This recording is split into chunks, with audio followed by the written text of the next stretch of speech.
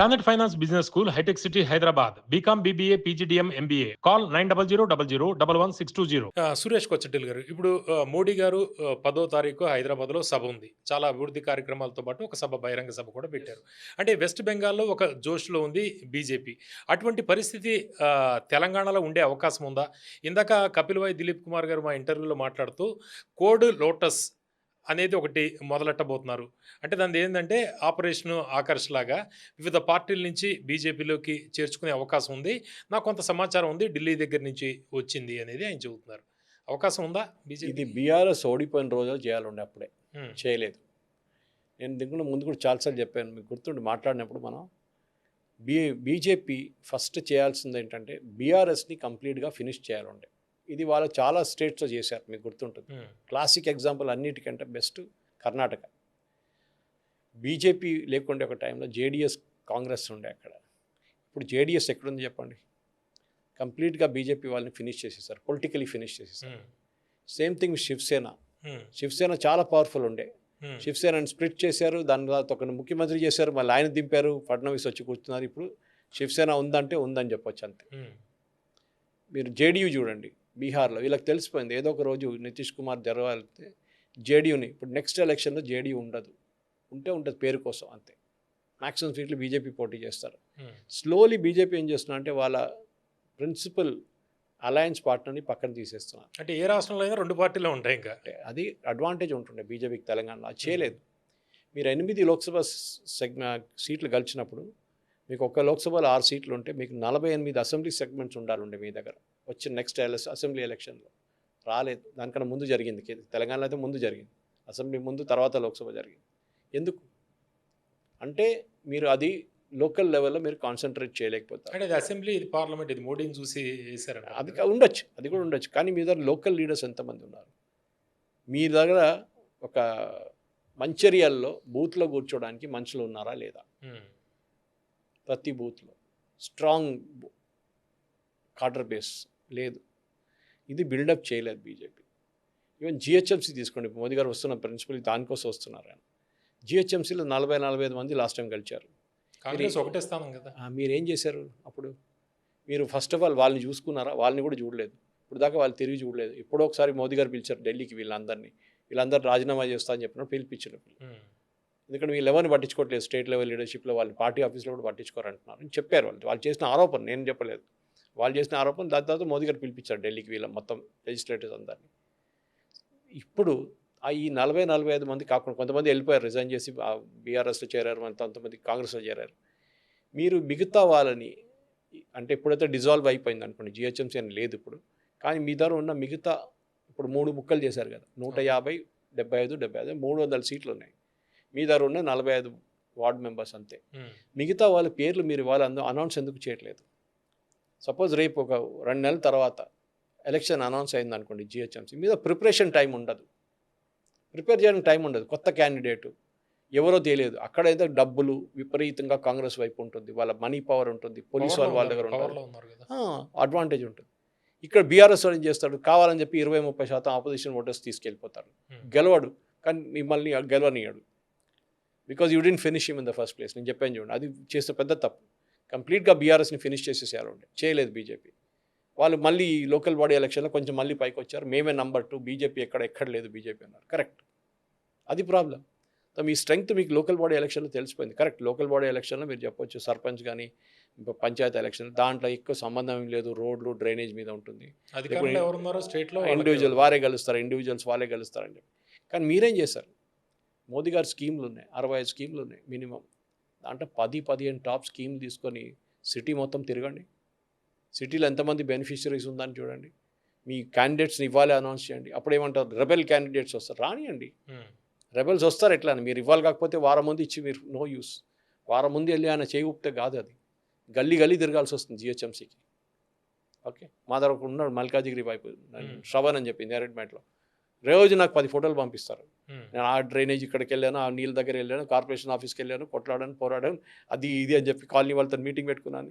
That is what it is. Corporator పని అది, పొద్దున నుంచి సాయంత్రం. మీరు ఆపర్చునిటీ ఇవ్వట్లేదు.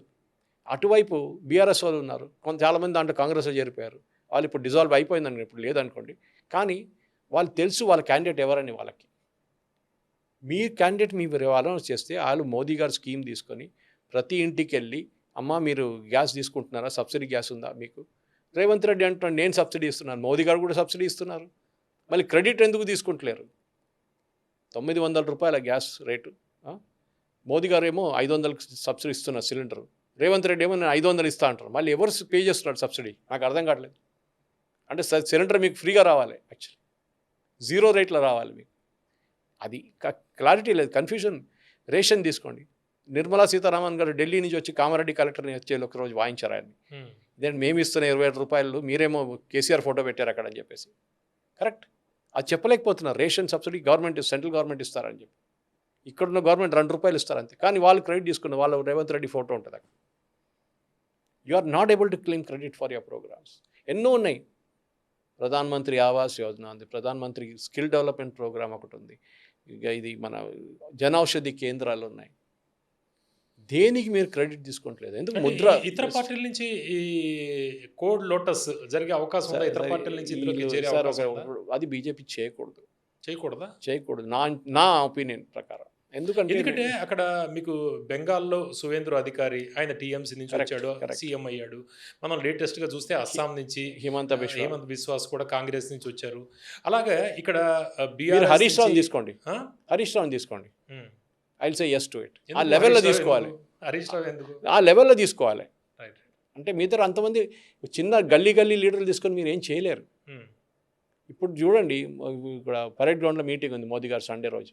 ఆ ఫ్లెక్స్లు కొట్టారు, దాంట్లో ఆల్మోస్ట్ 80 మంది కొత్త వాళ్ళు ఎప్పుడు ఆర్ఎస్ఎస్ శాఖకి వెళ్ళలేదు, నమస్తే సదా వత్సలే మాతృభూమి పాడలేరు, వందే మాత్రం ఫుల్ వర్షన్ పాడలేరు.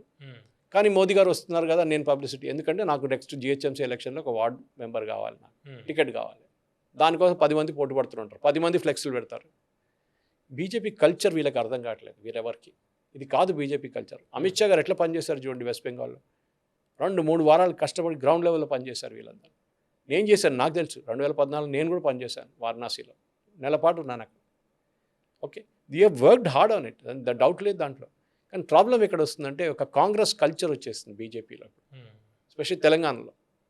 మీరు తీసుకోవద్దు, కోడ్ లోటస్ ఏ కోడ్ అయినా పెట్టచ్చు మీరు దానికి. కానీ ఏం జరుగుతుందంటే మీరు తీసుకున్న వాళ్ళకి మీ పార్టీ కల్చర్ తెలియదు. బీజేపీ కాడర్ బేస్ పార్టీ, వీళ్ళు మందు బిర్యానీ డబ్బులు ఏం అక్కర్లేదు వీళ్ళకి. వాళ్ళు వచ్చే కల్చర్ అది. వాళ్ళు వచ్చే కల్చర్లో స్టేజ్ మీద అందరు కూర్చుంటారు, స్టేజ్ కింద ఎవరు కూర్చోరు. మీరు ఆర్ఎస్ఎస్ బయటకు వెళ్తే ఆ చెప్పులు పెడతారు చూడండి బయట, దాని డిసిప్లిన్ అక్కడి నుంచి మీకు తెలిసిపోతుంది. ఇదంతా వీళ్ళకి తెలియదు. ఆ కల్చర్ చూడండి, కాంగ్రెస్ అసోసియేషన్ ఆఫ్ బీజేపీ అంటాను నేను దాని తెలంగాణలో. అది జరగకూడదు. తీసుకోండి, పెద్ద నేతలను తీసుకోండి. ఇప్పుడు మీ ఈటల రాజేందర్ తీసుకున్నారు, మీరు డీకే అరుణాని తీసుకున్నారు, పనికొచ్చింది కదా మీకు. ఈ పార్టీ హాజ్ వన్, అక్కడ మహబూబ్ నగర్, ఇక్కడ మల్కాజ్గిరి. ఆ లెవెల్లో తీసుకోండి. ఎంతమందిని తీసుకుంటారు మీరు అట్లాంటి వాళ్ళు? అది ఇంపార్టెంట్. అది చేయాల్సింది ఫస్ట్ స్టెప్పే చేయాలండి. మూమెంట్ రేవంత్ రెడ్డి ముఖ్యమంత్రి అయినప్పుడు బీఆర్ఎస్ని అక్కడి నుంచి ఫినిష్ చేయాలండి. మీరు చేయలేదు. కవిత కొత్త పార్టీ పెట్టుకుంది, మీరు కవితను ఎందుకు తీసుకోలేదు మీ పార్టీలో? గోల్డెన్ ఆపర్చునిటీ ఉంటుంది. డైరెక్ట్ బీజేపీని విమర్శిస్తోంది కదా ఢిల్లీ. అది ఎంత సార్, ఇవాళ విమర్శించిన వాళ్ళు రేపు పార్టీలు ఉంటారు, మీరు చూసారు చాలా మంది అట్లా. పేర్లు పెద్ద లిస్ట్ ఉంది మన దగ్గర కావాలంటే. అది పొలిటికల్ ఎగ్జిస్టెన్స్ కోసం ఏమైనా చేస్తారు. ఈమె కూడా పెద్ద ఏం రాదు, ఓట్లు గీట్లు ఏం రాదు, ఆమెకు తెలుసు. అది 2-3%, 4% వస్తే పెద్దది. ఈమె టీవీకే కాదు, ఇది ఈమె జోసెఫ్ విజయ్ కాదు ఏదో కొత్త ముఖ్యమంత్రి కావడానికి. సో నేనేం చెప్తాను, బీసీకే కూడా కాదు, you have to first kill the opposition, second opposition, then you go for the third. దానికి అన్నిటికంటే బెస్ట్ మోదీ గారి స్కీమ్స్. అది మీరు ప్రతి ఇంటికి వెళ్ళి చెప్పాలి. అది కాదు, అది కష్టపడి పనిచేయాలి దానికోసం. అది ఒక సెక్షన్ బీజేపీ వాళ్ళ దగ్గర సంఘ భావజాలం ఉన్న వాళ్ళు చేస్తారు. అది వాళ్ళకి ఆ డిసిప్లిన్ ఉంది, ప్రతి ఇంటికి వెళ్ళి మాట్లాడడానికి, దోపర్చీ సిస్టంలో ఆపరేట్ చేయడానికి. వీళ్ళకి దోపర్చీ సిస్టమ్ తెలియదు, ఏం తెలియదు. ఇక్కడ ఏంటంటే బూత్ లెవెల్, ఇప్పుడు అమిత్ షా గారు అంటారు చూడండి, booth management is the most important. మీకు ఎంతమంది మీ దగ్గర 1000 ఓటర్లు ఉన్నారో, 12 మంది పోతున్నారో బూత్లో, ఆ ఓటర్ని మీరు కంట్రోల్ చేయాలి. పన్నా ప్రముఖ్ ఉండాలి, దెన్ దోపర్చీ సిస్టమ్ ఉంటుంది. అది ఉంది, అది చేయట్లేదు. ఇప్పుడు ఏంటంటే పరేడ్ గ్రౌండ్లో వీఐపీ పాస్లు వేసుకొని, వీవీఐపీ పాస్లు వేసుకొని ముందెళ్ళి కూర్చోండి, సెల్ఫీలు తీసి ఫోటోలు వేయడం, సెల్ఫీస్ ఫేస్బుక్లో, ఇన్స్టాగ్రామ్లో వేస్తారు. ఇది ఇవ్వలేదు. పార్టీ కల్చర్ తెలియదు. ఎందుకంటే మీరు ఒకసారి సంఘ్ కల్చర్ తెలిస్తే మీకు, దెన్ యూ విల్ ఆటోమేటిక్లీ, అందరు సంఘ్ వాళ్ళు బీజేపీలో ఉన్నారని చెప్పట్లేదు, అండ్ వైస్ వర్సా. కానీ చాలా మటుకు ఆ భావజాలం వస్తుంది, మీకు ఆ డిసిప్లిన్ వస్తుంది మీ అంటే మైండ్. ఇప్పుడు మోడీ సభ అంతా కూడా జిహెచ్ఎంసీ దృష్టిలో పెట్టుకుని అంతే మోస్ట్ ప్రధానంగా ఫోకస్ జరుగుతుంది. ప్రధాన ఫోకస్. ఎందుకంటే తెలంగాణలో ఇప్పుడు ఎలక్షన్ అయితే లేదు. అవును. సో డెవలప్మెంట్ ప్రోగ్రామ్స్ కానీ ఇప్పుడు మెట్రో ఫేజ్ 2 కానీ ఎంఎంటీఎస్ దాని కానీ డెడికేషన్స్ హైదరాబాద్ ఇండస్ట్రియల్ పార్క్ కానీ అన్ని వాళ్ళు రేపు ఇనాగ్రేట్ చేయబోతున్నారు. అవును. కానీ నేను ఏమంటున్నాను అంటే బీజేపీ జిహెచ్ఎంసీ ఎలక్షన్ సీరియస్గా తీసుకుంటలేరు. ఇప్పుడు కూడా అదే ఆరోపణ చేస్తున్నాను నేను.